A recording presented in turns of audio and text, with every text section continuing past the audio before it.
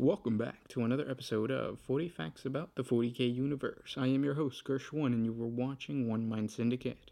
Today we continue talking about the ports of the Imperium as we get into Port Lokhart.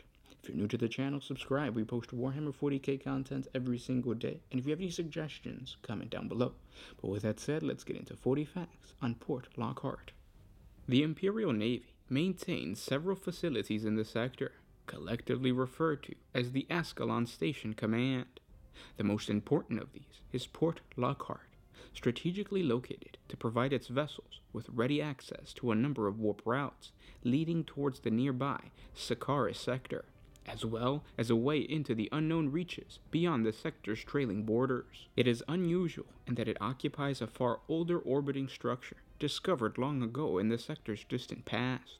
The port takes the form of an artificial ring, apparently created from some unknown material by the hands of an unidentified but undoubtedly alien mason. The ring encircles a small, jeweled-like planetoid in the Pellucidid system, itself the source of much debate amongst the Adeptus Mechanicus. Port Lokhart was established at some point during the first millennia of the Age of the Imperium.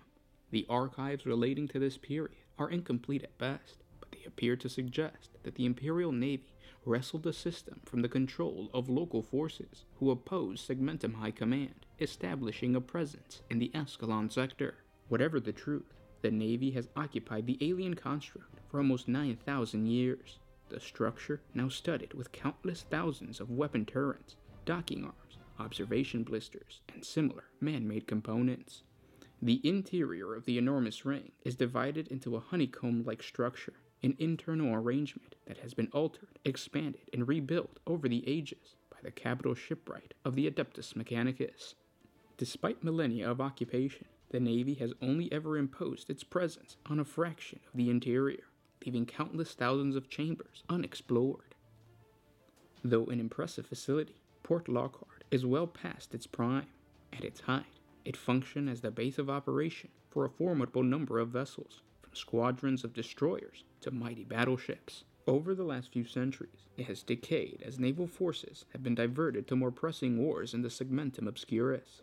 Only a number of second-line and reverse vessels remain, leaving the protection of an entire sector and surroundings to a woefully understrengthened force. As pirates and Falzino raiders have grown ever bolder, Port Lokhart has become pressed to counter these threats with the limited resources available. The personnel stationed there are aware of their status. Many of its officers come from other sectors, often as punishment.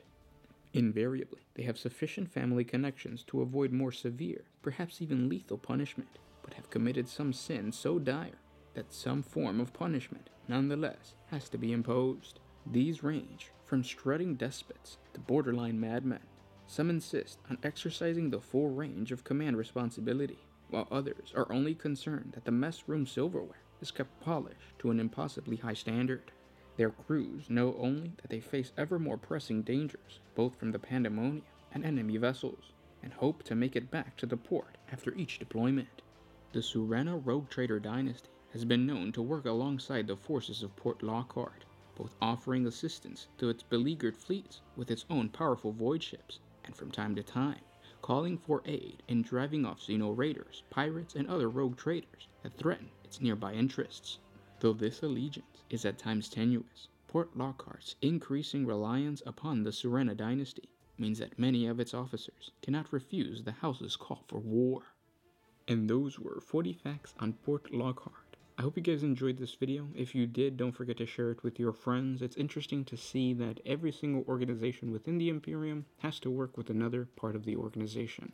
So for instance, in this situation, a rogue trader works with the owners of the Port Lokhart, or the military arm of Port Lokhart. Same thing with pretty much every organization, the Adeptus Mechanicus, the Navigator houses, all those types of organizations, even the High Lords of Terra, have to work in concert with other, usually military assets. So include that into your fluff. I hope these videos are helping you create a fluff, or create fluff for your army. If you have any suggestions, comment down below, and I'll talk to you tomorrow. This is Gersh1 with One Mind Syndicate signing out. I love it,